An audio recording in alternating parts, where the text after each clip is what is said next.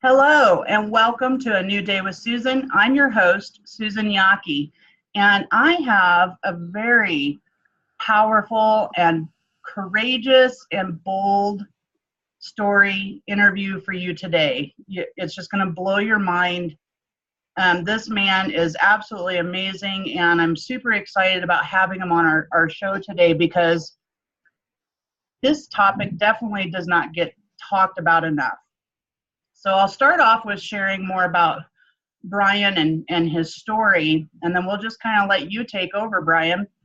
Um, First off, he quotes, "We become a superhero," writes adult Brian Cardoza in a letter to his 6-year-old self. "We are mighty little ones, and we are brave." Brian suffered repeated sexual assault and physical abuse as a child. He left home at the age of 15, nearly freezing to death the first night on his own. Brian knows the trauma and despair victims must overcome to survive. He not only chose to survive, he chose to give voice to an unspeakable topic and to challenge the stigma and shame often associated with male survivors of abuse. Now, an inspirational speaker, author, and artist, Brian's message is one of responsibility and hope. Brian's work is he diligently raises awareness and money to fight against childhood sexual assault and physical abuse. A believer in the potential to change, Brian's motto, "Don't let this moment dictate the next moment," is familiar to many that he inspires.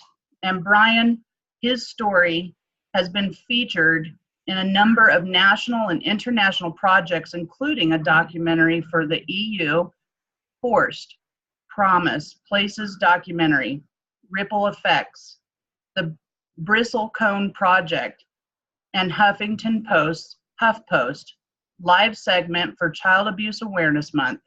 He has been a contributing poet for Purple Sparks and a keynote speaker for a multitude of events highlighting abuse.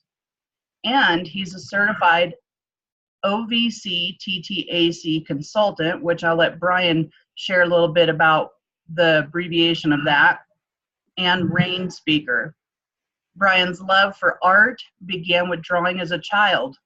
He experimented with different mediums from charcoal to stone sculpting. Stopping for a number of years to focus on culinary endeavors, Brian picked art back up at a time when he felt most alone. Today, Brian's art takes various forms, including magnificently colored, refurbished bicycles that he donates to children. He's passionate about learning new techniques and styles, and the creative process continues to heal the child within. Brian founded the Broken Knee Club, a nonprofit organization created to provide a safe haven for all sexes to comfortably speak out about their experience of childhood and adult sexual assault. In collaboration with others, Brian is building Survivor Nights, a community healing through creative expression. Survivor Nights exhibits highlight the enormity of the journey from trauma to healing through dark and bright works of art. Brian's words of encouragement to survivors: "Your darkest moments may be the light for another." Welcome to A New Day with Susan, Brian. Thank you. I didn't realize my bio, that was the short bio too. I know, and I usually just kind of pick pieces out of bios, but that was so inspiring that I just wanted to make sure that I shared every bit of that. And I just want to acknowledge you right off the bat. You're being bold and courageous and so generous in sharing your story so that others can find a way to heal as well. So I want to thank you for that. Well, thank you for affirming what I've been trying to do. It's a strange world. I've come into conclusion that my life probably was worse than I thought it was because I tell people parts of it and they're just like, really? And I'm just like, what, that didn't happen to everybody, you know? And so it sometimes it's a bit bewildering. I've never considered myself brave. I've never considered myself bold. I've never considered myself any of those things. I've just considered myself as a human being with a responsibility to help other people. When I did the Bristol Cone project with oneinsix.org and David Lezak, he wrote my short bio there, and he starts it out with one of my quotes is, I'm just trying to become the man that I needed as a child. And that's what I needed as a kid. I needed a man that would come to me and say, I believe you. I know that this is happening and we're going to do something about it. If I can't do something about it, we're going to try to make at least some parts of your life bearable to where you have some hope. And so that's what I've been trying to do. I'm so surprised when people like, you're so brave. I'm like, I'm not really brave, because all I'm really saying is that we shouldn't rape each other. You know what I mean? Like that's, Yeah. it's not really a statement to say. It's kind of a sad one to have to make. Yeah. Yeah. But yeah, so thank you for that wonderful intro.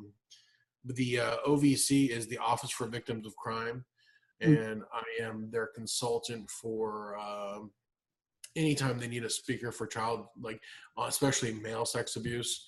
People can go through the OVC and book me and ask me to come out to their events and stuff like that. It's been a pretty fun life, I guess. Yeah. But it's always amazing to me. So I don't know, where would you like me to go from here? Well, I was just in what you were sharing. You're right. There's not a voice out there to speak up about childhood sexual abuse, especially with men. And I started hearing men coming forth in the work that I do on a stage in front of anywhere from 50 to 500 people, where they're getting coached through their process, and a lot of it's usually blocked off, and they don't know nothing about what happened. They just know that they're walking around pissed off and angry at the world, and anything could set them off, or they don't trust anybody, or their communication skills, because they have that fear of someone probably finding out. I don't know, but what I've seen, and the most beautiful thing is the man just letting go of that stuff and really getting to the root cause of those things from their childhood. And when they share those experiences and they're so vulnerable, it really gave me another view of a man. That it really is true what they say. You look tough on the outside, but on the inside, you're a big teddy bear. And if, we just have different language, and, as a male and a female. So I think it's absolutely beautiful. And that's why I feel you're so courageous and brave, is because it takes a certain amount, just that kind of courage to be that vulnerable and sharing yourself with the world. Because I feel like if men were healing that stuff, like, oh my gosh, like they really make an impact in not only their life, but in the lives of others and their loved ones. Well, I feel that part of the reason why I feel like I should speak out more is because I kind of experience both sides of a spectrum. Mm-hmm. So my molestation, when I was being raped, I was 6 years old till I was 9. So that's 80 to 83. And growing up in that time era, men weren't raped. You know what I mean? Like it didn't happen. Men were rapists. They weren't rapers. They weren't victims. So growing up in a world where women started, because like, remember, in the 70s, women really started to come forward and actually confront rape and rape culture. Yeah. And so in the early 80s, it was just, you only heard about women. Right. It was only women that got raped. And growing up in an era where you're 6 years old being told that this only happens to women, you start to realize and start to, in a false sense, you start to realize that you suffered something that only women went through. And Yeah. so that must mean that you weren't man enough, that you weren't Mm. strong enough or brave enough, or you know what I mean? Like, you still Yeah. hear it today when people be like, I'd kill a guy if he did that. Like, well, no, you wouldn't, because if you were 6, you wouldn't know. You would be in the exact same position I was in. Right. And so I grew up with this spectrum of knowing I had suffered a thing that only women suffered, and I was obviously the only male that ever had it happen to him. Just Yeah. we all knew that. And then growing up in a household where I was the servant of the household, I was even further isolated, even to believing that I was literally the only one. So I grew up, doing the same thing that guys and girls at my age did now. Grew up on Conan movies and Conan books, and found out that masculinity is a non-emotional and take what you want, kill them, and savage the women, and you know what I mean, like all Yeah. this kind Yeah.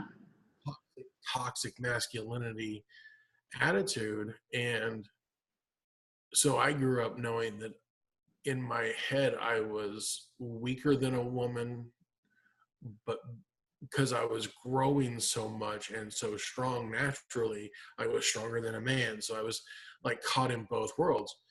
And it played out when I got older, to where at 15, when my mom threw me out, I tell people all the time, I had a choice that night. And that choice was, I could either die and just go to sleep, because it was, I grew up in Anchorage, Alaska. And it was December 14th, 1989.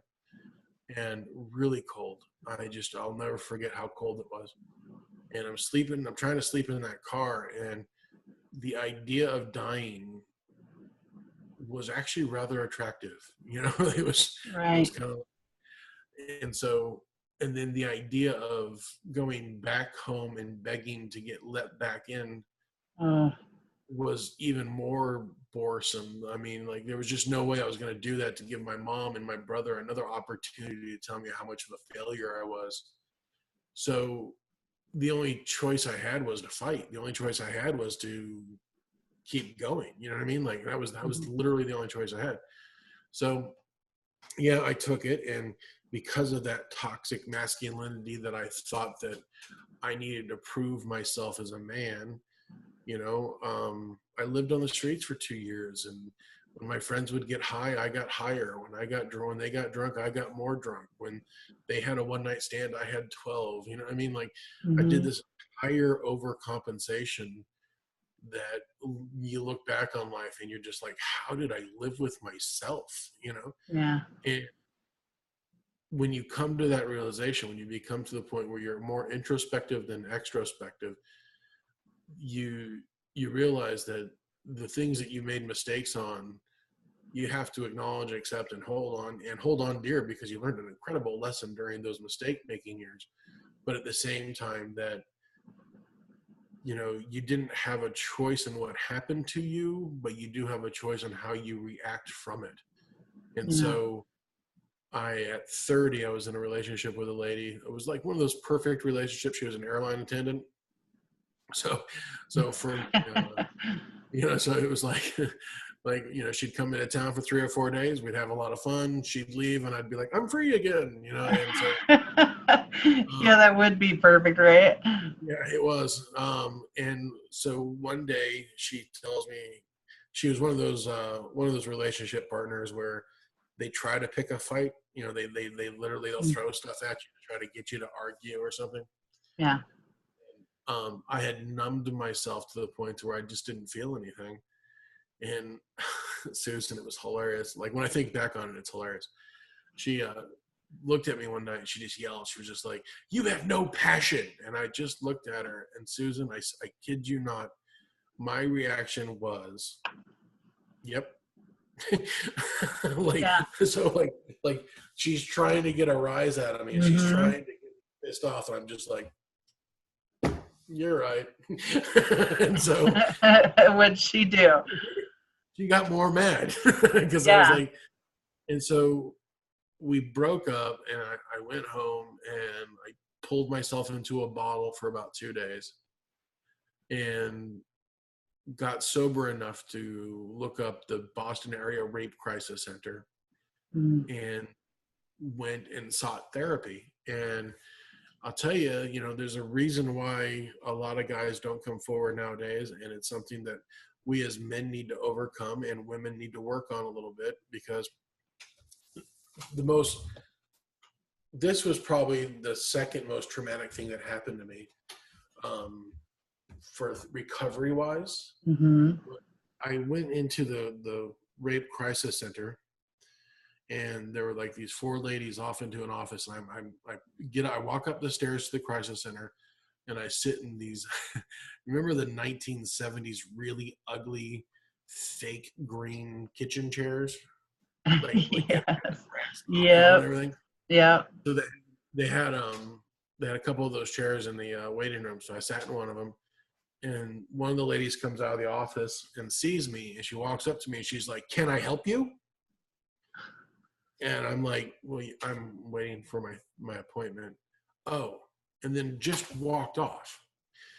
And then unilaterally, every single lady from that office came out and accosted me verbally in the exact same way until I had had enough. And I was just like, "I'm here to meet David Shannon, my therapist, for our first interview, for my first session.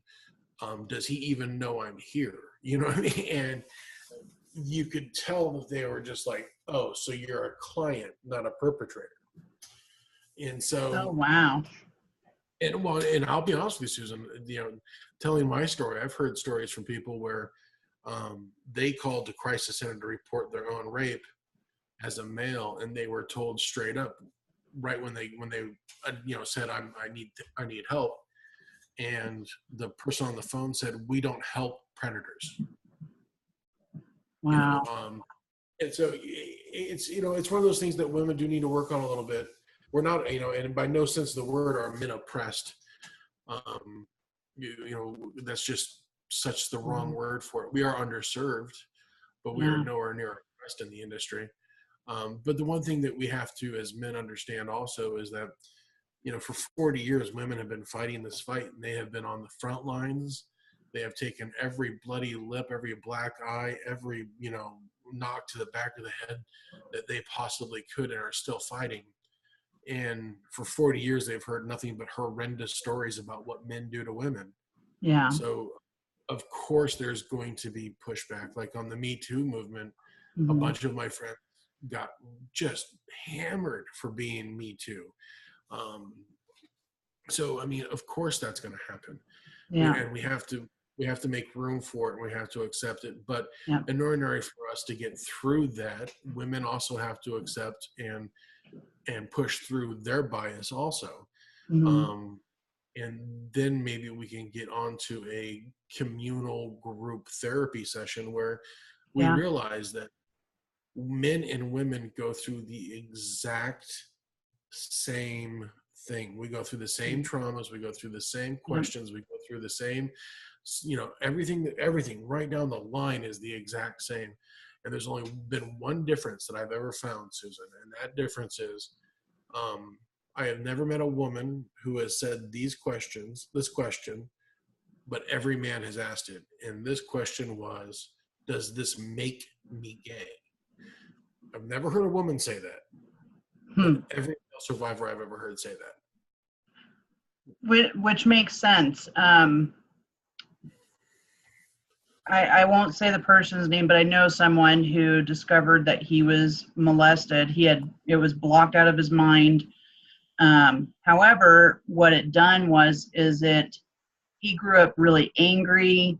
He was phobia, and I kind of always wondered, like, why was he so, like, dead against people who are gay? And I would ask myself that. But then when he did some healing work, that's when he discovered he had been molested by a 16-year-old boy that was a neighbor. And to top it off, his mom walked in on it happening, and he didn't know there was anything wrong. Like, he didn't know that it was wrong. And by her reaction and then his dad's reaction, he grew up believing that there's something majorly wrong with me, and then, like, that masculine thing that you're talking about. So he was always this tough guy, and anyways, but when he discovered that, it was the most beautiful experience for me, because I got to be a part of his healing. And he literally curled up into this tiny little ball and cried for hours. Yeah. And when he was free from that, this is so miraculous.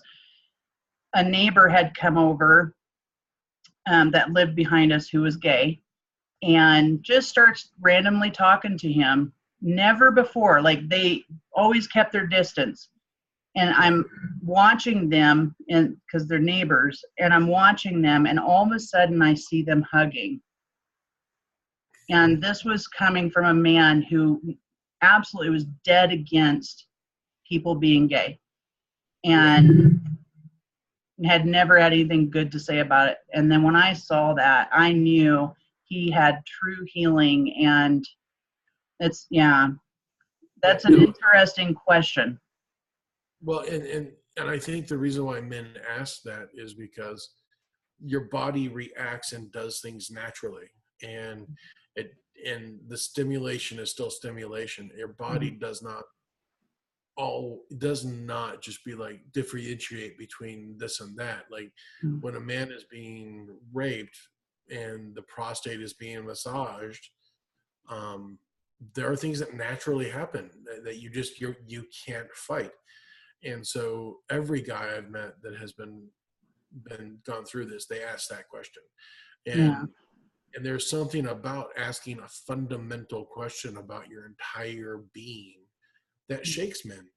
And it shakes us to the point of where we fall into that toxic crap.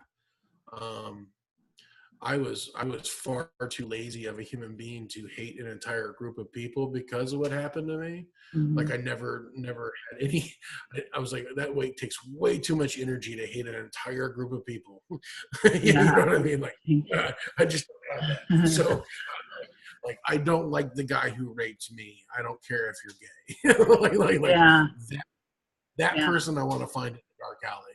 All the rest of you have that. So I never had that kind of energy, and I was just blaming it because I was lazy. But like, it's just the way it is. But no, it's a beautiful thing, because until David Shannon, my therapist, sat me down and asked me the pointed question, "What did he do to you?" I was still actively drinking every day, or getting high on some substance every single day, or trying to find another conquest. So I was all over the place. And the minute he started asking me about, and had the courage to ask me, because David wasn't a very large man, and I'm 6'2". And at that time, I was roughly about 280 pounds and 11% body fat. Yeah. I would, I'm just a very large human being in general. And even then, I was in good shape, and and he still had that courage to look me dead in the face and be like, "What did he do?" Yeah. And it was that was the moment the healing started. And that's the moment a lot of men need to get to. Yeah. You know, the saddest part about this entire thing is men could have more support and more help from men if we could literally just get out of our own ways Yeah. and report, and just actually report. Realize it has nothing to do with our masculinity. It has nothing to do with what our sex is. It's literally a traumatic event that you need to report and come forward and start receiving help for it. And Yeah. you can't mask it with booze and drugs and sex and boorish behavior. You have to come forward and you, and most importantly, I find, at least from my scenario, you have to help other people, because Mm-hmm. I was okay when I was doing my work just on myself. Mm-hmm. I really was okay. I could have gone another 40 or 50 years just that way. But the minute I started putting myself out there to help other survivors, I found a new level of healing that I didn't think ever existed. Yeah. You know, I think it speaks to the masculinity in me. And I think if more men did it, it would speak to the real, true masculinity in men. Because I did a video recently where I think that people need to admit that a masculinity failed. Because, like, it was supposed to bring apart, it was supposed to bring equality, it was supposed to bring justice, it was supposed to be, we're going to do this for now, and then we're going to stand together. And it failed. It literally failed that. We have minorities that don't have equal standing, women that do not have equal standing, but typically white men, we're gold. You know what I mean? Like, so in a lot of ways, masculinity failed. And we Yeah. need to let go of it and realize that real masculinity is a group of people that are willing to bring peace and help and prosperity to everyone, not just a gender because you look like me or love like me. And so when I found a true definition of masculinity, as in I will give away my privacy so that some child or some kid, I don't care what gender, reads my story and goes, I can do this. He did this, I can do this. Yeah. And that to me is masculinity. That to me means I am still helping take care of my tribe of people, which on a global planet is just the human race. And Yeah. I feel like that's what masculinity needs to turn into, the realization that we need to take care of our species. And so when I started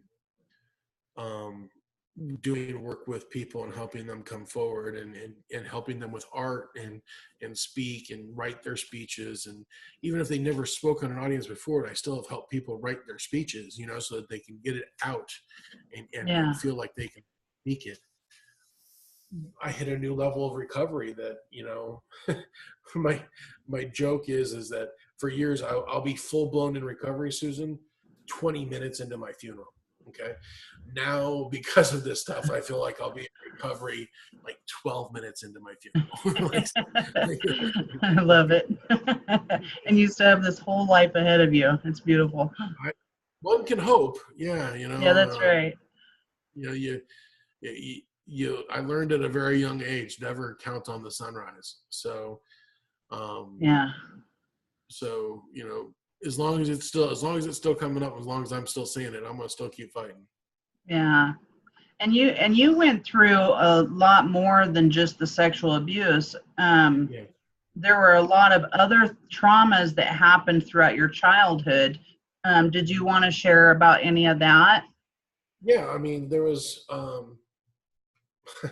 so my brother is the one that sold me into sex trafficking, my older brother. Wow. And he sold me because I made his father go away.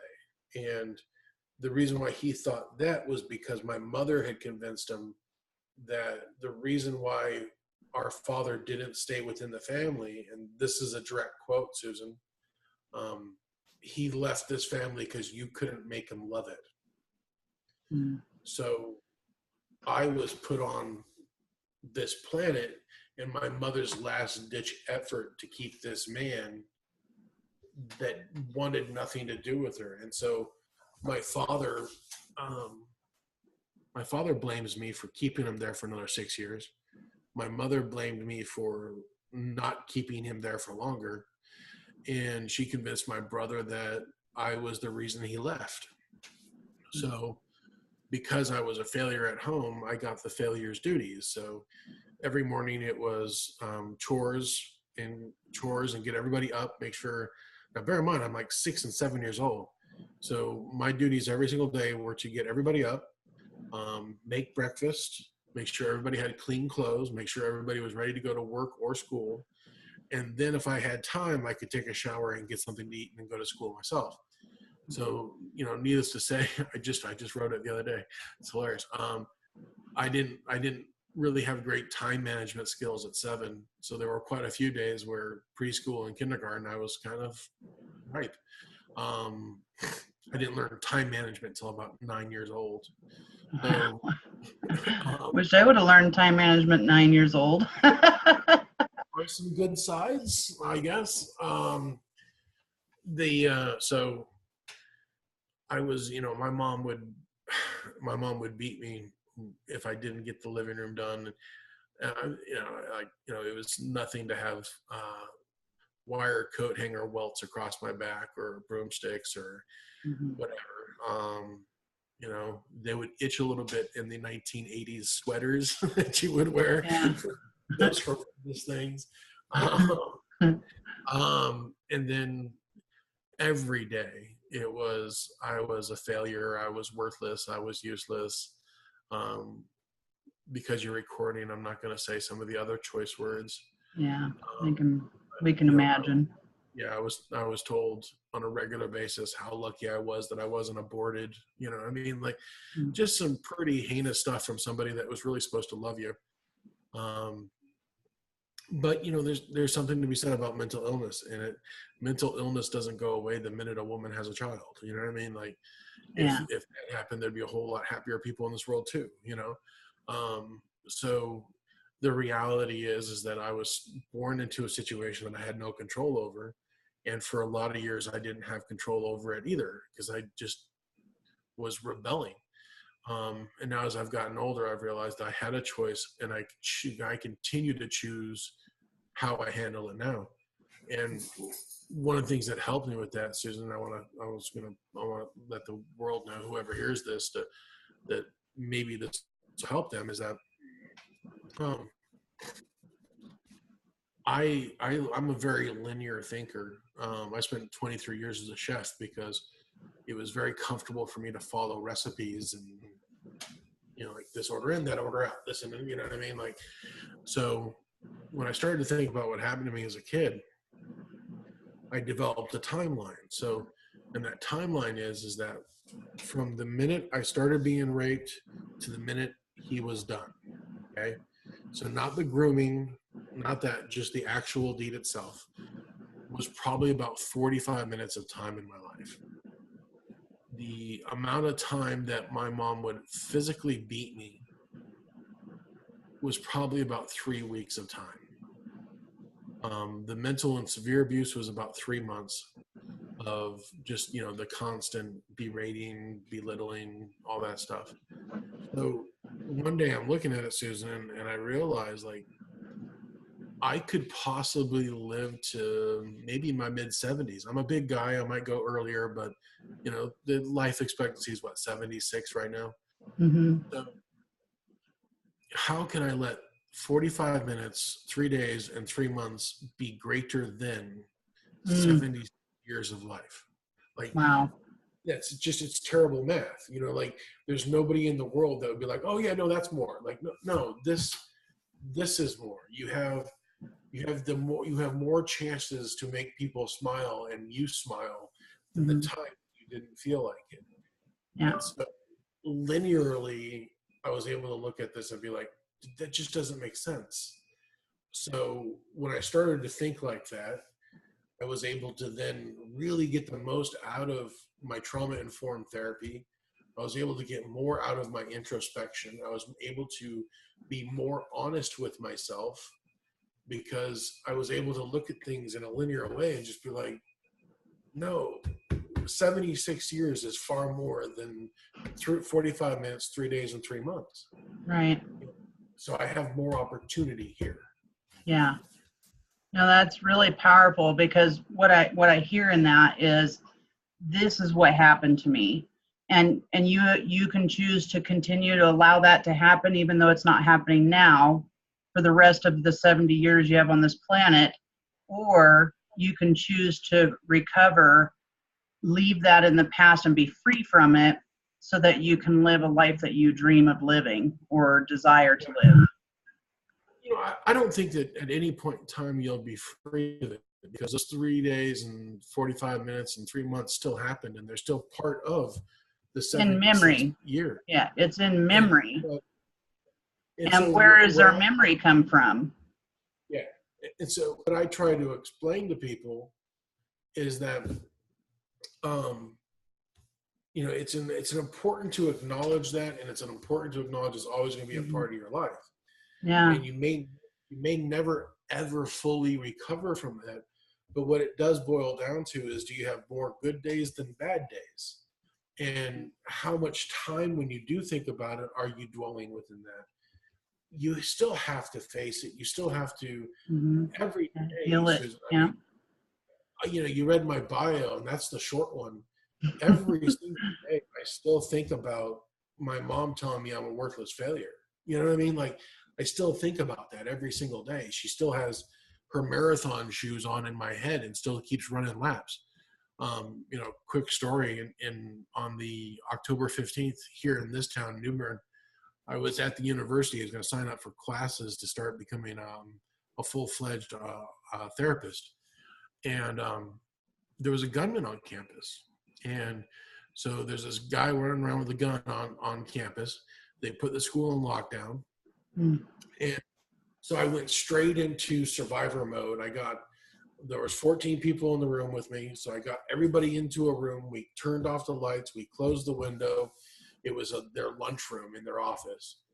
And I took the door position because in my head, I knew that if the guy came in to this building, that he was going to have to face me to kill anybody in this room. And if he killed me, he would have to then remove me from the area, because what I did was I sat down in front of the door, the single access door, so that if he shot me, I would become a door wedge versus fall. And so I take this position because in my head, Susan, I'm like, there's no way I'm letting these people die. There's just, I go first. And then in my head, I'm thinking to myself, see, Mom, I have worth. See, Mom, I am not a failure. Yeah. And in my head, I'm thinking these things.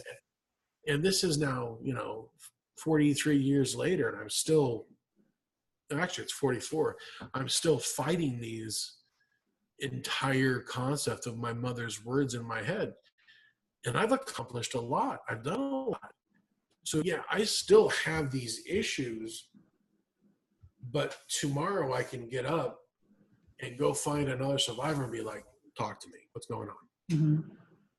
That's what matters. You know what I mean? Like, so I don't want anybody to think that if you think linear, like it goes away. Because, no. But well, it doesn't go away.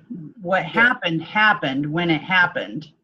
And what I'm pointing to is from a science perspective and point of view, there is no such thing as a past and there is no such thing as a future, because all we have is right now. And you are choosing to live in the now, even though you have past thoughts that tend to run our show.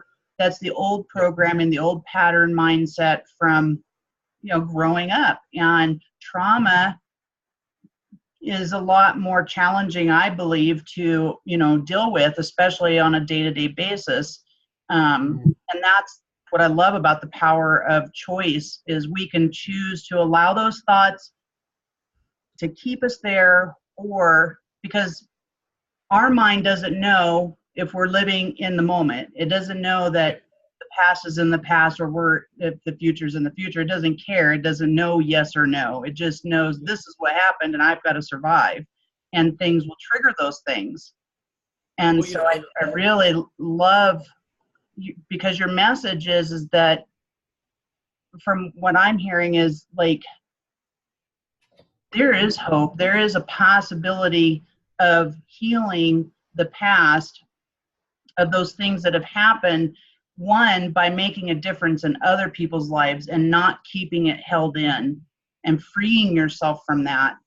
And I just really acknowledge you again for being so courageous and vulnerable and sharing and being a stand for, because I really got that you're committed to men, especially healing that kind of trauma, and stop walking around and holding it in.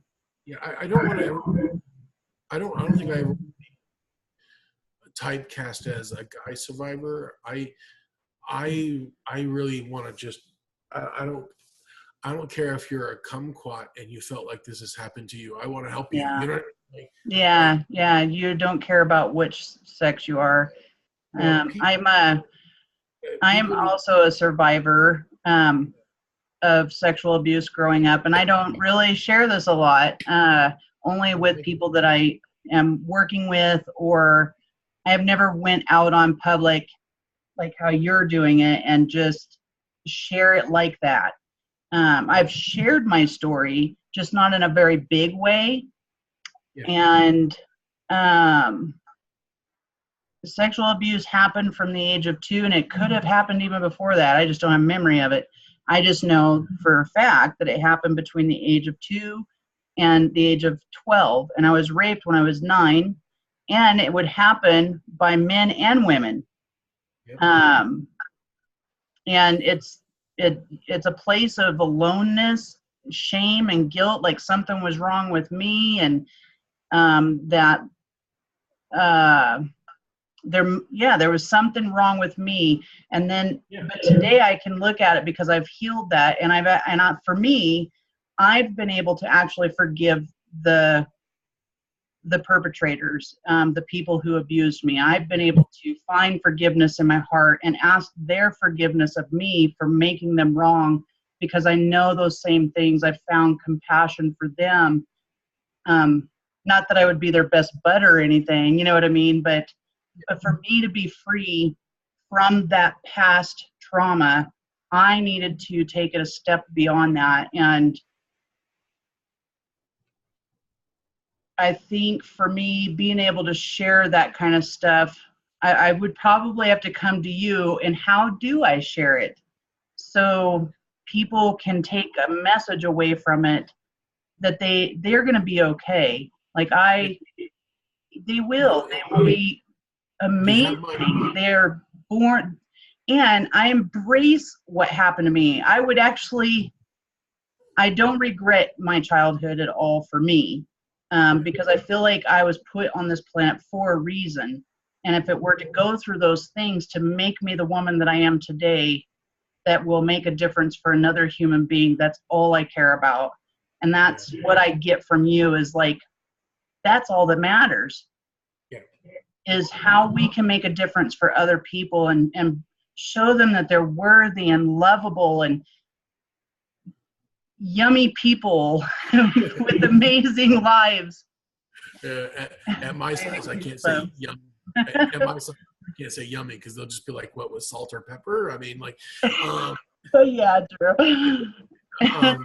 Well, let me say this. First of all, thank you for sharing. I understand the vulnerability that takes, and I also understand the power that you can receive from it. You know what I mean? So I appreciate that, and thank you for sharing. Thank you. The other thing too is that you have my email. If you ever want to start working on how you want to shape that story, give me a call. I have Okay. no problem doing that. Awesome. The other thing too is, I think what really transcended my ability to come and speak about these things was, is to realize, I guess the only way I can really put this in a coherent fashion is, so when I can get up and I can tell you about how I was orally forced to please somebody, how these things happen to me, and it really doesn't affect me as much as it used to. Mhm. But if you wanted me to write you a poem, I couldn't really get on stage and perform that, because to me, the abuse is what happened to me. Yeah. My poetry is what I am going through. That's beautiful. So there's two different aspects of my life where I'm still going through severe PTSD, and I have social anxiety. I have social anxiety, borderline agoraphobia. So like, I will have manic episodes where I don't leave the house for like 2 months. Wow. And then I also have body dysmorphic disorder. And so I have all these issues that I go through and I live with on a daily basis that I don't really talk about that much, because it's what I'm going through, not what I went through. Right. And so Yes. for me, there's a clear delineation between the two. And I'm a firm believer that I was cursed with a very high IQ. So like, I see the world sometimes different than other people do. Yeah. And so it's a challenge. And here's the beauty of it, is that every time I meet a survivor like yourself, or anybody that has been through the things that I've been through or what you've been through, we all seem to be highly intelligent. And I think it's because we were forced to adapt to adult situations at very early ages. Yeah. And it gives you a breadth of knowledge and understanding and an awareness that the normal folk don't have. Like you said about forgiveness, I'm not big on forgiveness. I am big on understanding. Like, I put it in my book. If you don't mind, I'll just, the book. No, yeah, definitely share about that. Definitely. My mom, I don't believe in this planet that there was ever a parent that gave birth to a child that said, I'm going to treat my kid worse than what I was treated. I believe every single one of them has felt that they tried to do better than what they received as themselves. Mm-hmm. So if I look at it from that perspective, and I look at how poorly my mom treated me, then I kind of develop a sense of pity for what my mom went through, because she must have gone through some stuff. Her mom died at 38. Yeah, her mom died at 38 from alcohol, from liver failure. So she must have went through some stuff herself. And so I don't forgive my mom for what she said and did. I don't, because the stuff that she did was a literal and figurative, unforgivable acts. But I can understand where she came from, and I can understand her motives and why she thought that what she was doing wasn't as bad as it was, because she had gone through worse. I'll never forgive my brother, because he didn't go through what I went through, but he was taught. So he was instructed, and at no point in time did he question the instruction. So that's why I don't forgive him. I can understand that he was taught that, but I don't understand why he questioned it. Yeah. Because I questioned the stuff every day.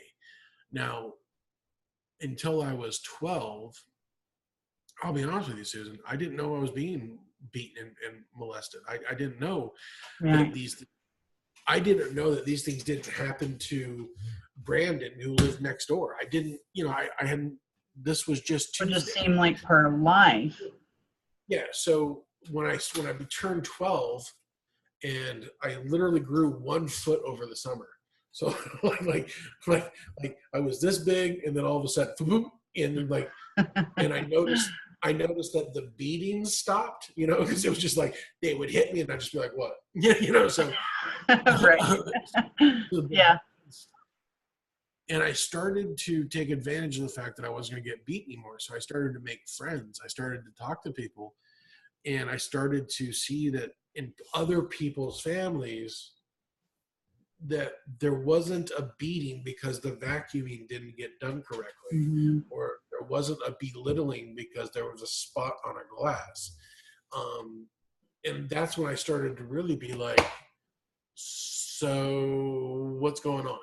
And so that's part of the reason why I don't forgive my brother, because he was older than me. He was allowed to have friends. He was allowed to have interactions and social interactions with people. And he still refused to question his treatment of me. So I can understand. I refuse to forgive because what happened was unforgivable. My rapist, he killed himself when he was 18 in Seattle. So I never really got a chance to even confront him. So I don't know if I will ever understand or forgive him. But I also realize that in the way I think and the way I live my life, it's not necessarily important for me to forgive him. It is important for me to forgive myself for the thoughts that I had somehow asked for this. Yeah. And Yeah. that's the more important part. And that's, understanding where I'm coming from in regards to, I didn't ask for this. And as much crap as I went through because of it, I made some choices that put me in jail for a little bit, that actually got me into positions where I was in them because of my choices. Yeah. And so if I can choose to get put in jail because of my choices, then my choices can lead me away from it also. Mm-hmm. Yeah. And those are the things that I've tried to learn. Yeah. Yeah, I got that. And you're right. The first and foremost important thing is to find forgiveness for yourself. And that is a huge part of the healing process. And it's the hardest out of all the craziest things It in the world. is the hardest. It really is. Isn't that crazy? Like what would make me do something so bad that's happened to me that I can't forgive myself? And it's the hardest. Yeah, you're like, okay. No. Yep. We're the hardest on ourselves. That's for sure. Yeah, and that's where my body dysmorphic disorder comes in, because like when I was in Boston, I was 264 pounds, 4% body fat. I was a walking, living V. Like I was just. I'll be honest with you. I have really big blue eyes. With that body and the blue eyes, I was such a, you know what I mean? And, and I still have a hard time forgiving myself for, the one night stands with the girl was like, "Are you gonna call me?" I'd be like, "Oh yeah," and those are even little things, really. Yeah, and that was all part of the recovery process. That was all part of, and so. Yeah, we are incredibly hard on ourselves, and it's just my gosh, science. Awesome. Well, is there a way that our listeners can connect with you? I'm sure a lot of people are wanting to connect with you or are currently connecting with you. So, what way can they do that? Well, they can reach me through my website, briancardoza.com. That's BRI, which is the only cool way to spell it. ANCARDOZA.com, or you can reach me at Survivor Nights, but that's like I Nights love that. Yeah, KNIGHT on Facebook, where you can find me on Facebook or Twitter and Instagram. Social media, Darlene I am, and you can also buy my book at Barnes and Nobles and Amazon.com, The Unexpected Victim. Trying to get the message out that men survive this, and we're not just perpetrators. A lot of us are victims. That's right. Yeah, never judge a book by its cover, right? Nope. Yep. All right. Well, I just want to thank you for being on my show, and just keep doing the amazing things that you're doing out there. to bring awareness to our children, and that's really what it's about. We've got to educate our children and be the best version of ourselves, the higher versions of ourselves, to make an impact so that we can, maybe not in our lifetime, but definitely create a better world and moving in that direction. Like I tell people all the time, I want my gravestone to say he reached one. Oh, I love that. Awesome. Was there anything else you'd like to add before we finish up the interview? No. Well, yeah. Publicly, I'd like to say thank you again for giving men a voice. Yeah. One man a voice. It's very often not found. So thank you for the opportunity. And if any of your male survivors and female survivors want, please know full well you can reach me any way you can. Awesome.